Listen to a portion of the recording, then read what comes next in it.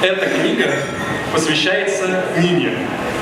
Каждый день она слушает рассказы о чужих проблемах за деньги. Такая у нее работа.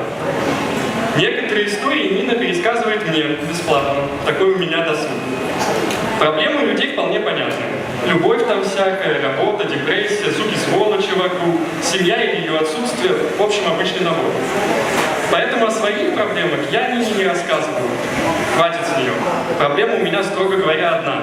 Очень уж достали причинно-следственные связи. Надоело, что одни события вполне закономерно проистекают из других, а другие — из третьих. Даже если не очень явно, докопаться все равно можно. От этого все кажется противным и даже прекрасным. Я искренне не понимаю, какого черта мне нужно просыпаться, скажем, в Москве, скажем, 26 мая, лишь потому, что я ложусь спать 25 мая в этой самой Москве.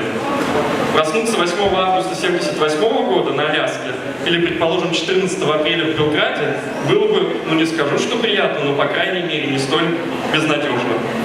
Почему, отрезав себе кусок хлеба, я стану есть этот самый хлеб, а не, скажем, рисовую кашу, сваренную за 657 километров от моей кухни?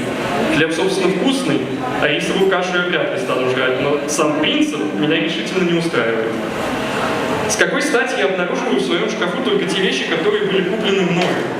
Для чего я узнаю улицы, по которым езжу якобы каждый день?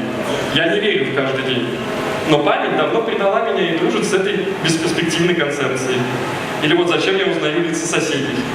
У меня, представьте себе, каждый день одни и те же соседи. Это почти невыносимо. Вся эта наивная, но в высшей степени достоверная имитация линейного течения времени утомила казуальное мое тело и прочие кишки. Долой, даешь, да здрав.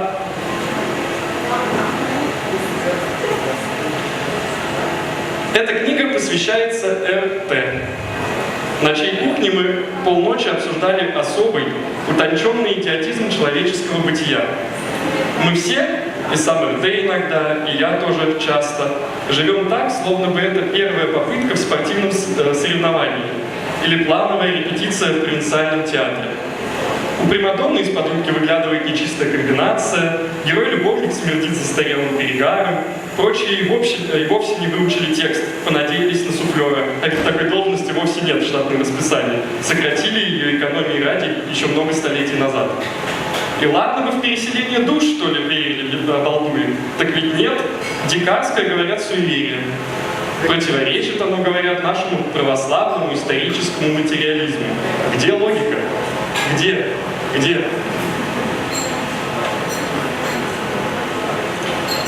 Эта книга посвящается моему старинному дружище. В 1987 году мы с ним скупали души у друзей и знакомых. Это была такая художественная акция. Мы напечатали на пишущей машинке под копирку много одинаковых бланков. От руки проставлялось имя продавца души, вписывалась сумма сделки. Сначала мы хотели, чтобы продавцы расписывались кровью, но царапать палец, не душу продавать, на такое никто не решался. Тогда мы стали везде носить с собой красный фломастер. Продавцу души мазали фломастером подушечку пальца, он оставлял на бумаге бледный розовый отпечаток. Выглядело впечатляюще. Денег у нас в ту пору, мягко говоря, не очень было. Но вокруг крутились люди, у которых деньги появлялись еще реже. Самая дорогая душа в нашей коллекции была приобретена за 5 рублей. Это была жирная, холеная, отборная душа коллекционера икон. Мы поймали своего Фауста поутру, в жутком похмелье и искусили. Это было делом чести для нас — искусить коллекционера икон. Никаких денег не жалко, тем более, что мой друг умел в ту пору находить их на улице, на что мы, собственно, и жили. Но это скорее исключение из правила. Души в основном приобретались по бартеру. Трепетный художник Гена, помнится, обменял свою душу на картинку моего дружища. Картинка была в зеленых абсентовых тонах, изображала абстрактную экспрессионистскую ночь и называлась «Алло, такси». В обмен на мои картины тоже удалось пару душ приобрести. Мы от такого дела почувствовали себя зело востребованными художниками. И то верно, за чье еще искусство восторженный почитатель души не пожалел. Пара десятков душ были выменены на алкоголь.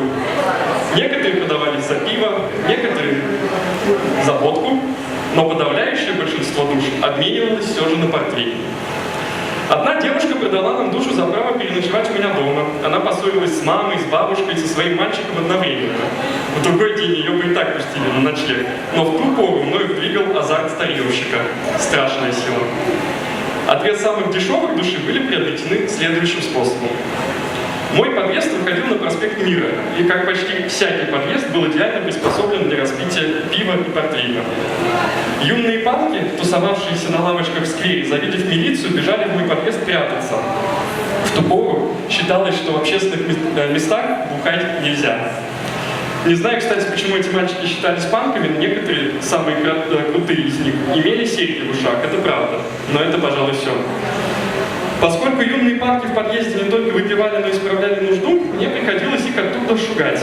А они меня почему-то числили в авторитетах, мечтали подружиться и напрашивались в гости.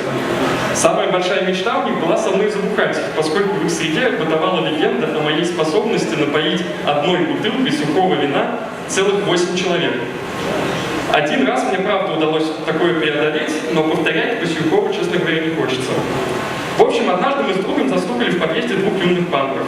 Дети пили там пиво, мы их шугнули, они стали просить, чтобы им разрешили остаться в подъезде.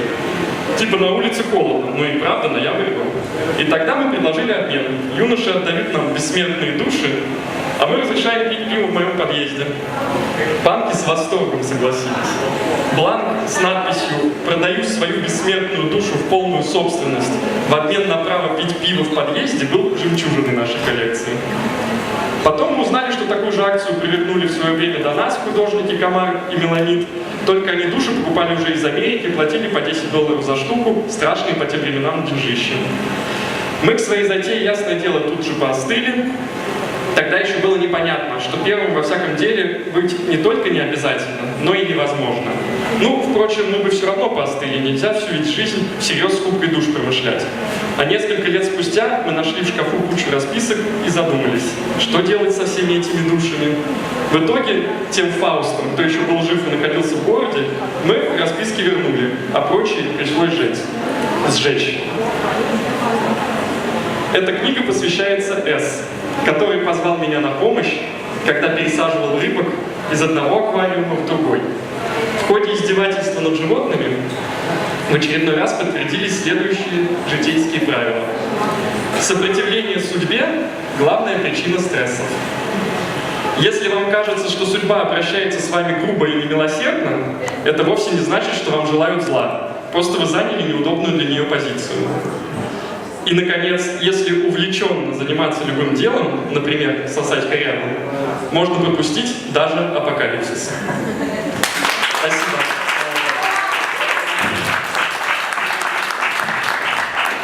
Спасибо, Андрей. Ладно. И мы коротко напомним.